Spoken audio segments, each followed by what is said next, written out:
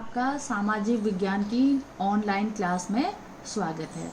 आपको कल पढ़ाया था मैंने यूरोपीय शक्तियों का भारत में आगमन, और उसके आगे मैं पढ़ा रही हूँ यूरोपीय लोग यहाँ क्यों आए, व्यापार करने के लिए किस तरह से आए, किस तरह से उन्होंने कितनी लंबी लंबी यात्रा करके वो यहाँ व्यापार करने के लिए आए।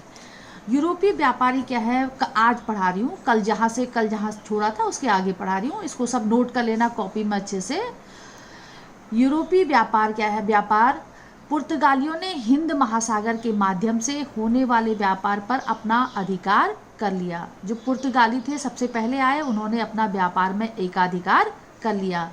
सोना चांदी लाद कर ले जाते थे, और हमारे देश से क्या ले जाते थे? सूती रेशमी वस्त्र और विभिन्न प्रकार के मसाले ले जाते थे, और बहुत सा मुनाफा ये कमाते थे। पुर्तगाल की मजबूत नौसेना के कारण हिंद महासागर पर कोई भी देश पुर्तगाल की इजाज़त के बिना अपना जहाज नहीं ले जा सकता था। वास्को डी गामा ने भारत पहुंचने के बाद एक एक करके हॉलैंड, फ्रांस और इंग्लैंड के व्यापारी भारत आने लगे। सबसे पहले कौन आया भारत? Vasco D gamma. फिर है भारत में यूरोपीय व्यापारियों की होड़। अगर उनको पता चल गया कि भारत में बहुत संपन्न देश है, इसलिए व्यापारी वहाँ यूरोपीय व्यापारी यहाँ व्यापार करने के लिए होड़ लग गई उनकी। व्यापार के लिए धन, लंबी यात्रा करने वाले जहाज और नाविक, इन तीन साधनों की बहुत ही महत्व है। इन साधनों को प्राप्त करने के लिए कुछ अमीर यूरोपीय व्यापारियों ने 17वीं शताब्दी की शुरुआत में 1600 से 1670 तक के बीच व्यापारिक कंपनियां स्थापित की। व्यापारिक कंपनियों का अर्थ क्या है? देखो, व्यापार में कई लोगों की हिस्सेदारी होती है, शेयर होता है। ये सभी हिस्सेदार व्यापार में अपनी अपनी पूंजी लगाते हैं, अपना पैसा लगाते हैं, और लगाई गई पूंजी के अनुपात में ही व्यापार से प्राप्त मुनाफे को आपस में बांट लेते हैं। हॉलैंड में क्या है? Dutch east India company, England में ब्रिटिश इंडिया कंपनी बनी, और फ्रांस में फ्रेंच ईस्ट इंडिया कंपनी बनी। आज भी निजी कंपनियां इसी तरह से पूंजी इकट्ठा करती हैं और व्यापार करती हैं। भारत में सबसे पहले पुर्तगाली व्यापार करने के लिए आए। उन्होंने पश्चिमी समुद्र तट पर गोवा, दमन द्वीप में अपने व्यापारी केंद्र स्थापित किए। विदेशी कंपनियों के इन व्यापारिक केंद्रों को कोठी या फैक्ट्री कहा जाता था।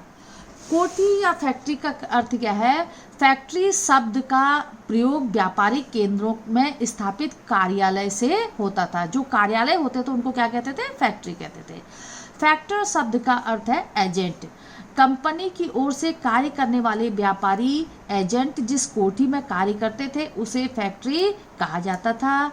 यूरोप की बस्तियों के लिए सैनिक रखे जाते थे। कोठियों की रक्षा किलों की तरह होती थी, और इन किलों की सुरक्षा के लिए यूरोपीय व्यापारियों ने सशस्त्र सैनिक तैनात किए थे। वास्को डी गामा ने क्या है? भारत पहुंचने के बाद एक एक करके हॉलैंड, इंग्लैंड और फ्रांस के व्यापारी जल मार्ग से क्या हुआ? भारत आने लगे। इस समय क्या है? हिंदुस्तान के किसी भी शासक ने नौसेना तैयार करने की बात भी नहीं सोची थी। उसमें हिंदुस्तान के लोगों को नौसेना के बारे में इतना ज्ञान नहीं था। हॉलैंड निवासियों ने, जो डच कहलाते थे, कालीकट, कोचीन, नागापट्टनम और चिंसुरा में क्या है? व्यापारिक केंद्र खोले। फ्रांसीसियों ने मछलीपट्टनम, पांडिचेरी, चंद्रनगर, माही स्थानों में अपने अपने व्यापारिक केंद्र बनाए। अंग्रेजों ने क्या किया? अपने को केवल समुद्र तट तक ही सीमित नहीं रखा, बल्कि उन्होंने क्या किया? सूरत, अहमदाबाद, आगरा, भड़ौच, पटना, कासिम बाजार स्थानों में अपने व्यापारिक केंद्र बनाए। बच्चों, कल भी जो बताया था वो आज भी जो बताया है उसको कायदे से कॉपी में लिख लेना, और कल को मैं क्वेश्चन आंसर दूंगी। पूरा जब चैप्टर पूरा हो जाएगा तो क्वेश्चन आंसर दूंगी, उसको कॉपी में नोट कर लेना।